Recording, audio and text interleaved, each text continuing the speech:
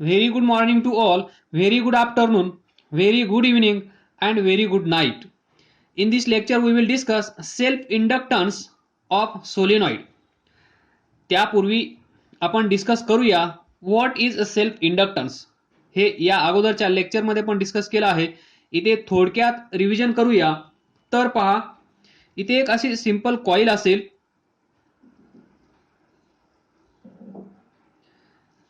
या कॉईल मधून जाणारा करंट आय आपण कंट्रोल करत असतो by using this rheostat. Rheostat यालाच आपण म्हणू शकतो व्हेरिएबल रेजिस्टन्स. कारण हा रेजिस्टन्स कमी जास्त केल्यानंतर according to this Ohm's law resistance कमी जास्त केला तर या कॉईल मधून फ्लो होणारा करंट आपण कमी जास्त करू शकतो.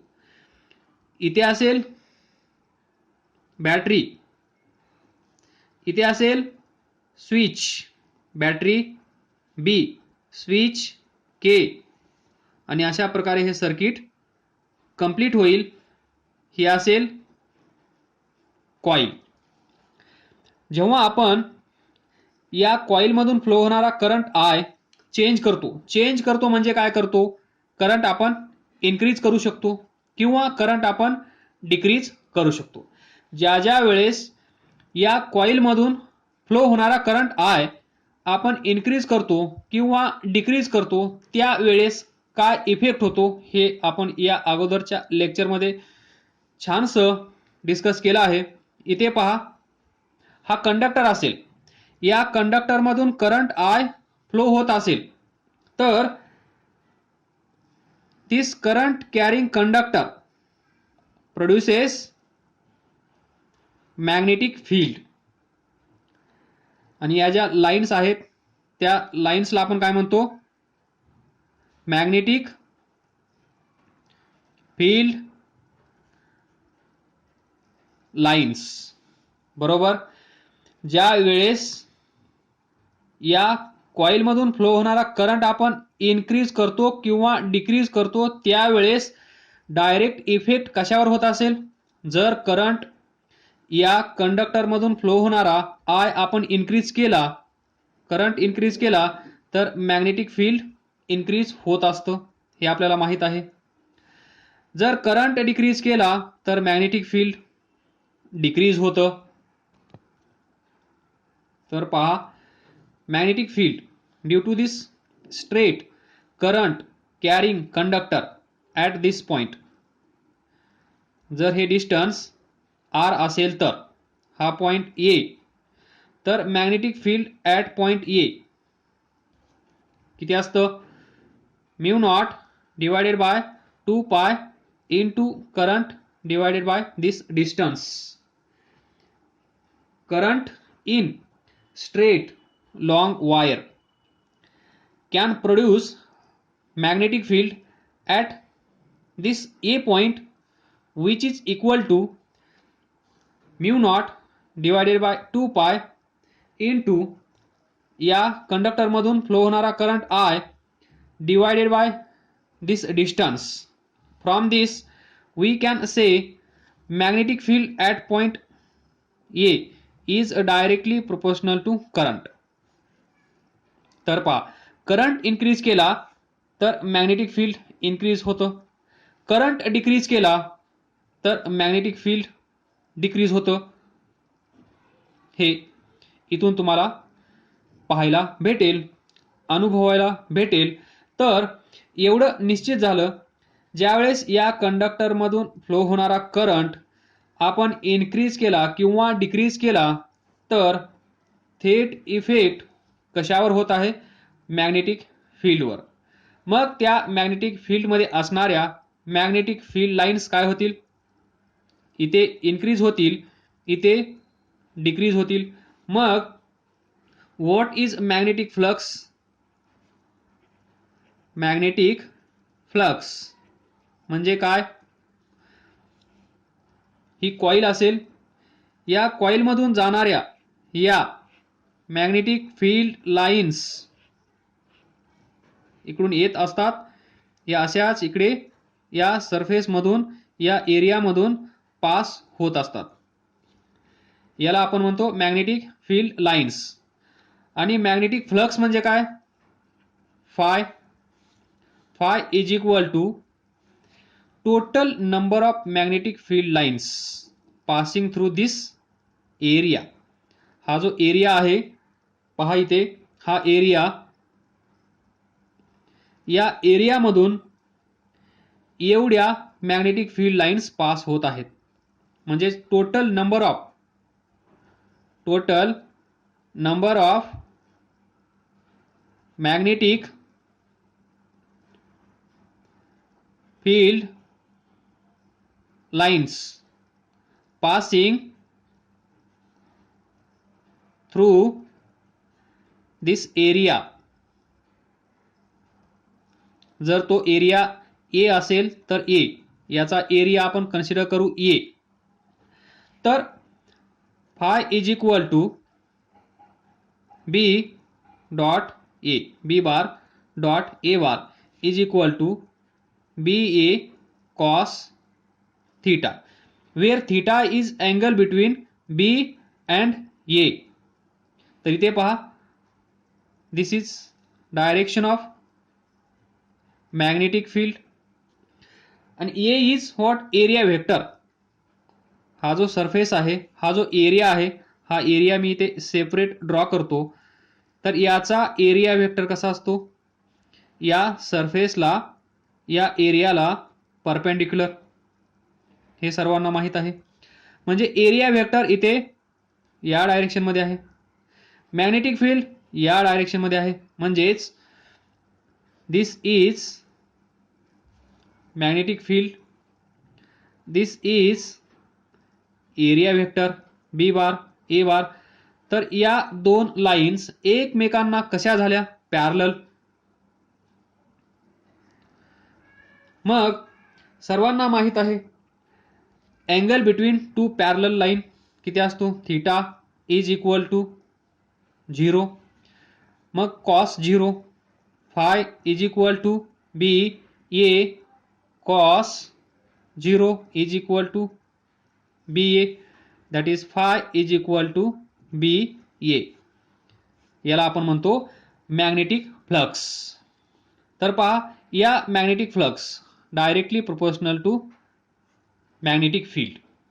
Now see here, we have current, we have magnetic field, we have magnetic flux.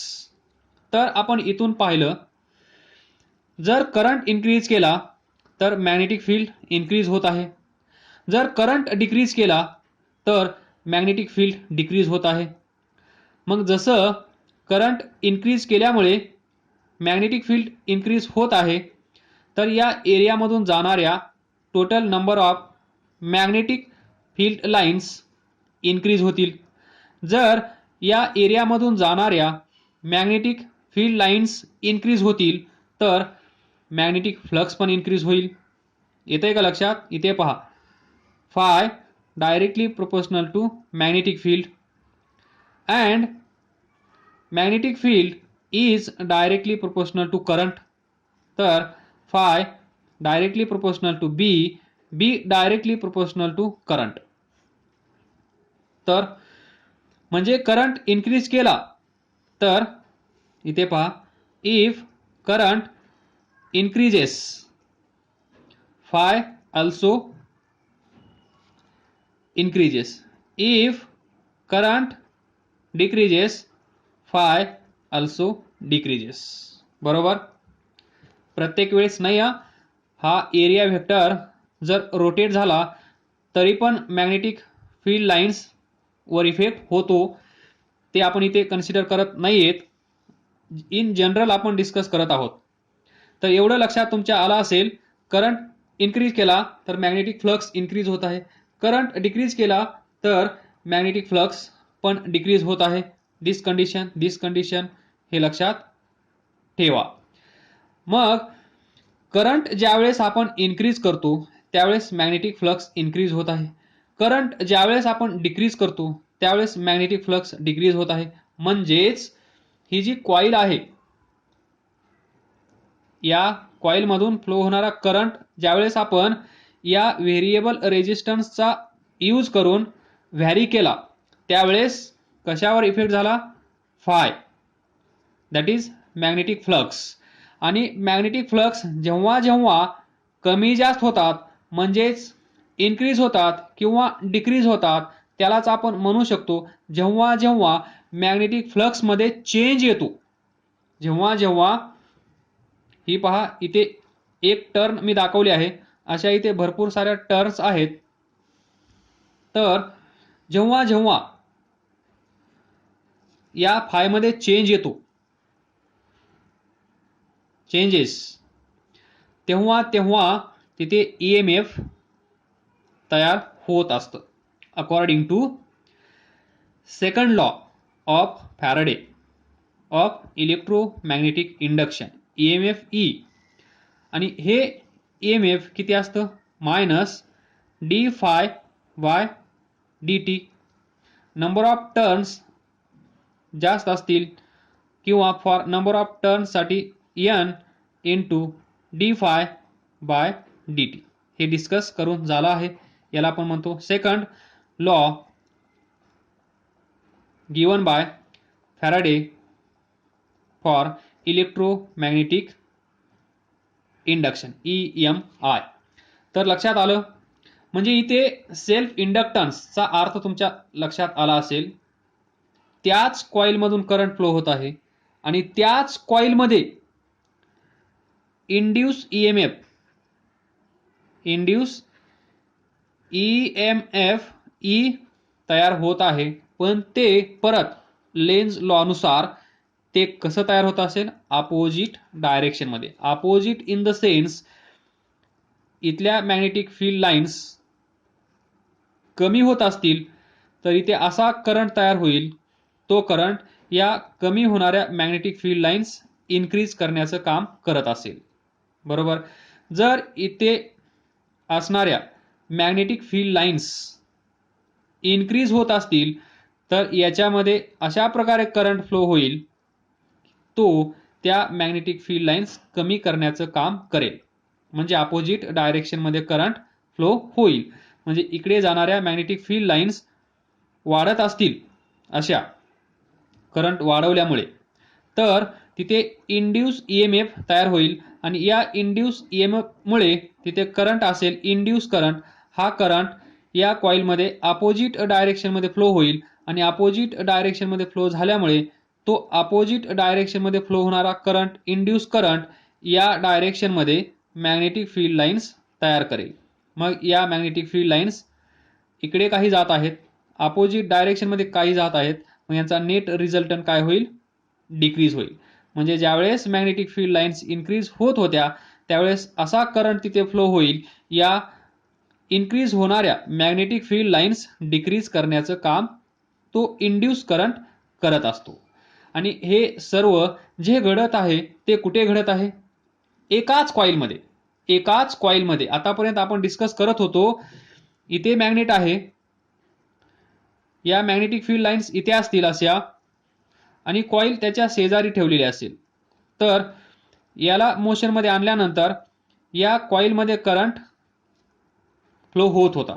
म्हणजे हे वेगळं आहे, हे वेगळं आहे. पण इथे काय आहे? त्याच कॉईलमधून करंट फ्लो होत आहे आणि त्याच कॉईलमध्ये इंड्यूस करंट जनरेट होत आहे. म्हणजे दोन्ही करंट एकाच कॉईलमध्ये आहेत, म्हणून त्याला आपण म्हणत होतो सेल्फ इंडक्टन्स. म्हणजे from this phi directly proportional to current. बरोबर. मग इथे phi is equal to LI star. Here this proportionality constant L is called as self inductance or coefficient of self induction. From this we can write phi is equal to L is equal to phi divided by I. तर we can define from this self inductance is a ratio of magnetic flux to the current linked with this coil. हे आपण पाहिलेलं आहे. तर एवढंच लक्षात ठेवा, phi is equal to L I हे आपल्याला सेल्फ इंडक्टन्स ऑफ सोलेनॉइड मध्ये लागणार आहे. So equation number 1. Now see what is solenoid. तर हे सिंपल आहे. अशा नंबर ऑफ टर्न्स असतील,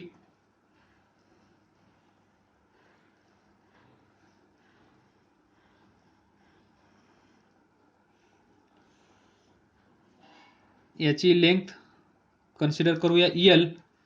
तर ही एक लॉंग कॉईल असते, त्यालाच आपण म्हणतो सोलेनॉइड.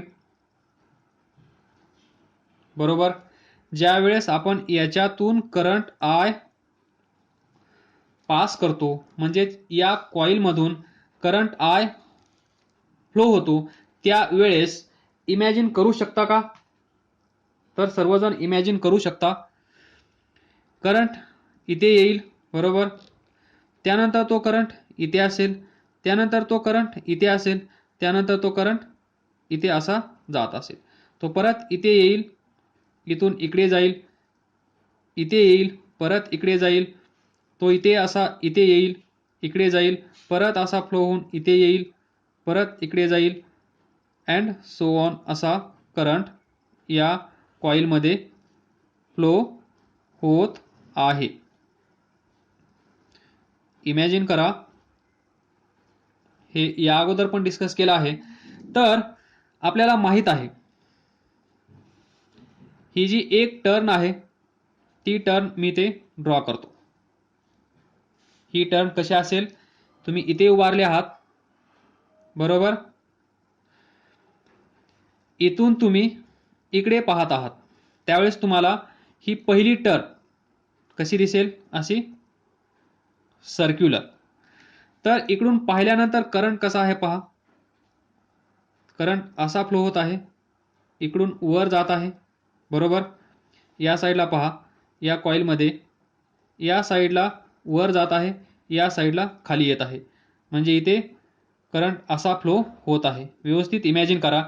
या ज्या टर्न्स आहेत, सोलेनॉइडमध्ये भरपूर साऱ्या टर्न्स असतात.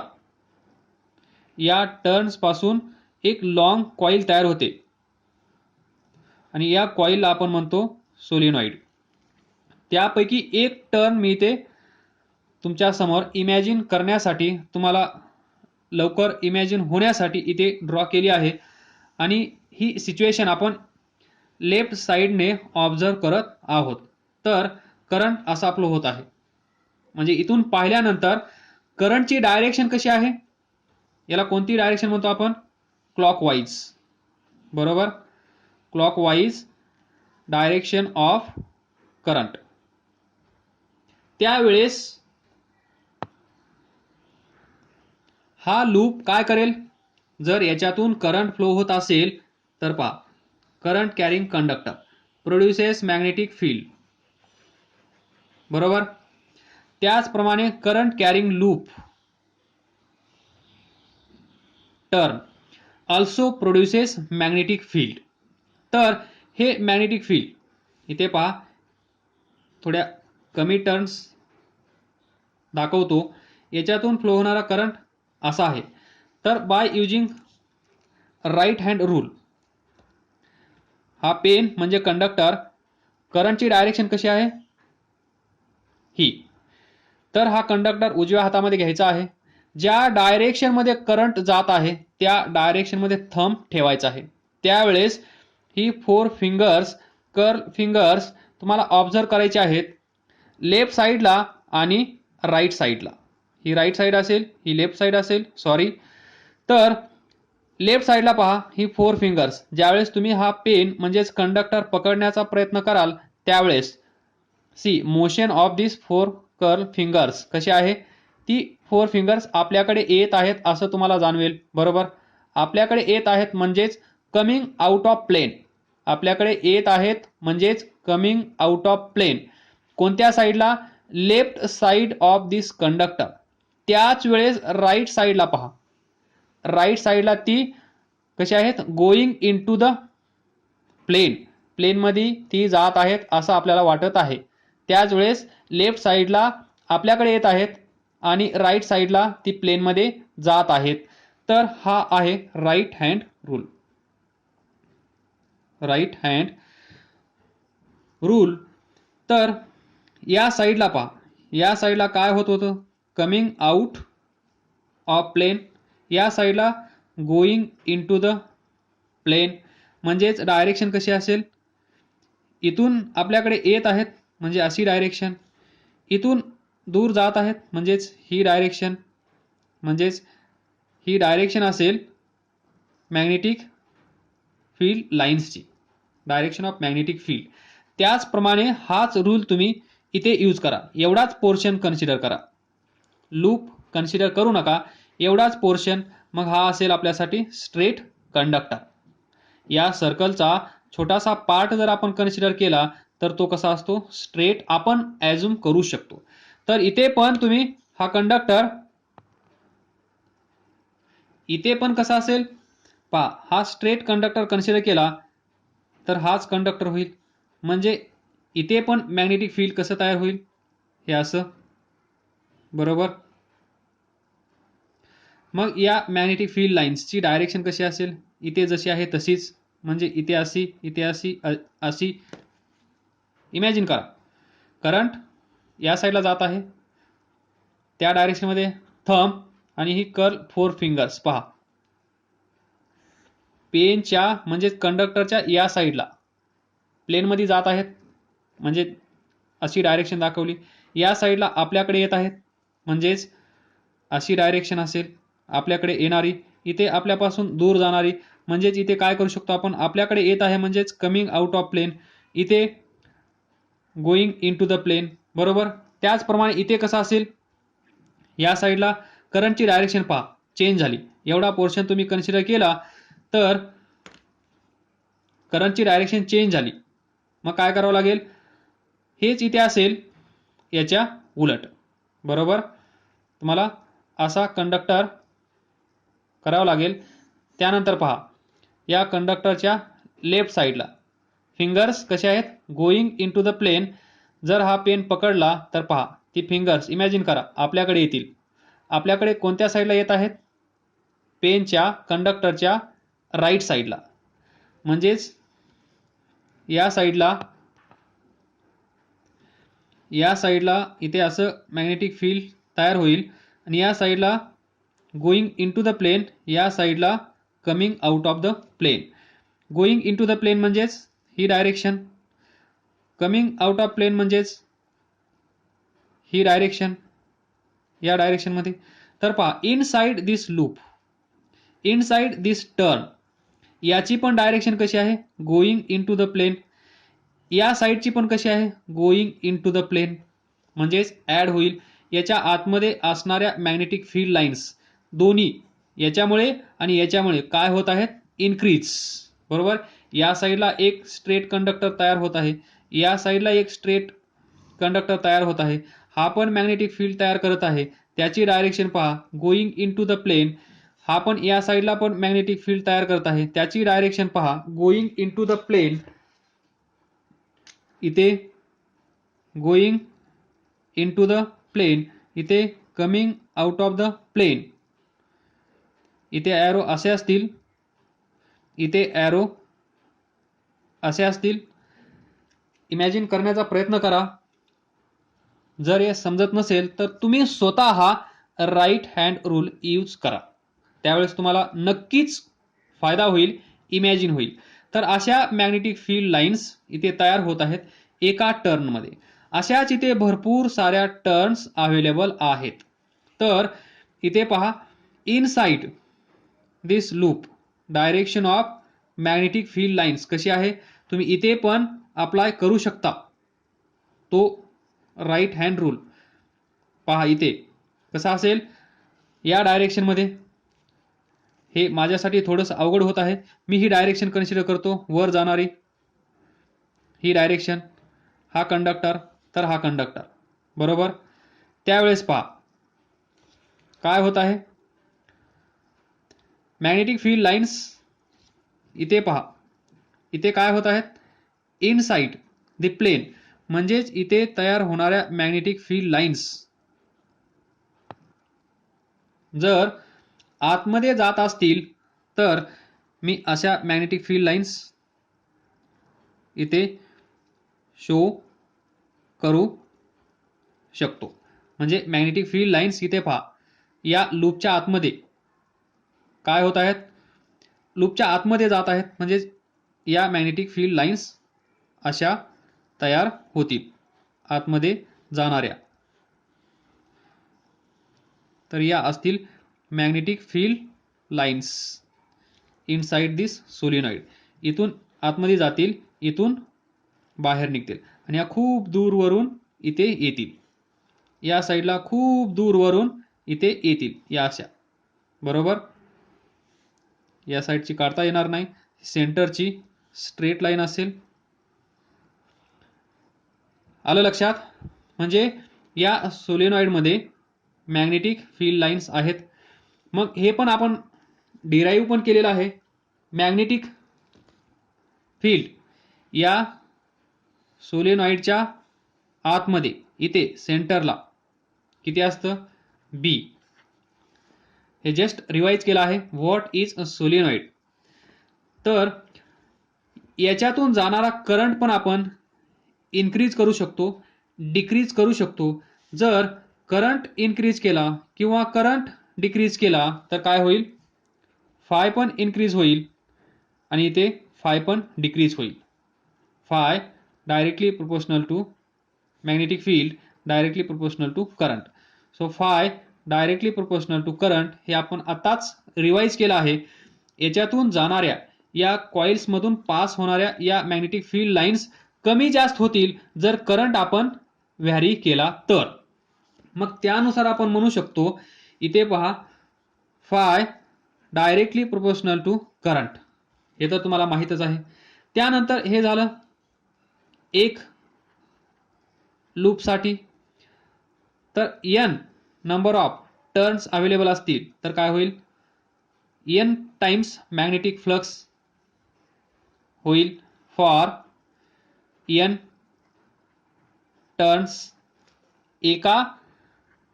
एका टर्नसाठी एवढं मॅग्नेटिक फ्लक्स, तर n टर्नसाठी किती, तर काय होईल, x is equal to n five.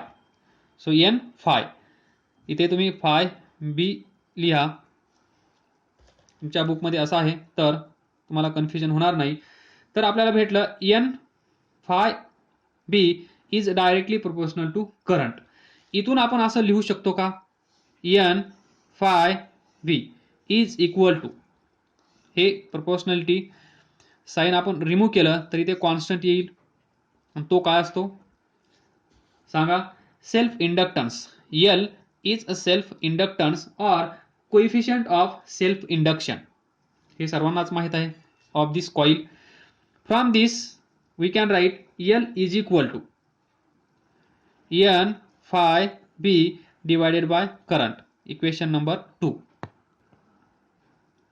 Now see, phi b काय आहे, या लेक्चरच्या सुरुवातीलाच आपण पाहिलं, phi b is equal to B A. Therefore L is equal to n a b divided by current, equation number 3. बरोबर. Magnetic flux phi B A cos theta, B आणि A मधला अँगल 0 असेल तर cos 0 1, phi is equal to B A.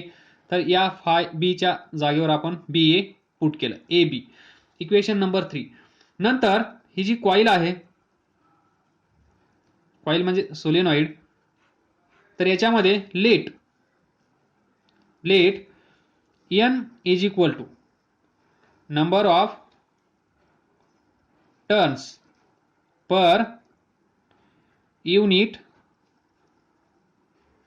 Length, म्हणजेच n is equal to n divided by, n म्हणजे काय, capital N, total number of turns. ही जी solenoid coil आहे याच्यामध्ये अशा टर्न्स किती आहेत, n आहेत. तर पर युनिट लेंथ ही लेंथ खूप लांब असेल तर आपल्याला युनिट लेंथसाठी म्हणजे एवढ्या जागेमध्ये एवढ्या लेंथमध्ये किती टर्न्स आहेत हे फाइंड करायचं असेल तर आपण काय करतो, divided by length. Number of turns per unit length small n. इथून आपण असं लिहू शकतो का, n is equal to small n into l. हे प्रॉब्लेमसाठी खूप महत्त्वाचं आहे. आलं लक्षात. Number of turns per unit length. From this n is equal to total number of turns n capital is equal to unit लेंथमध्ये एवढ्या, तर लेंथनी मल्टिप्लाय केलं तर आपल्याला टोटल टर्न्स भेटतील. तर n इज इक्वल टू काय आहे, n l. Again from equation 3. Therefore l is equal to या n च्या जागेवर हे लिहा, n l a b divided by current. Equation number 4. त्यानंतर आपल्याला माहित आहे या सोलेनॉइडच्या सेंटरला इथे मॅग्नेटिक फील्ड किती असतं, म्यू नॉट n I. याचं पण डेरिवेशन आपण घेतलेलं आहे. So we know that B is equal to here magnetic field at, तर पहा magnetic field inside the solenoid, inside the solenoid is mu naught n I. तर हे तुम्ही इथे ठेवा, तुम्हाला l इज इक्वल टू भेटेल n l a b ची value mu naught n I divided by I. तर इथे पहा I कॅन्सल होईल, म्यू नॉट n स्क्वेअर इथे आहे, a इथे आहे लेंथ,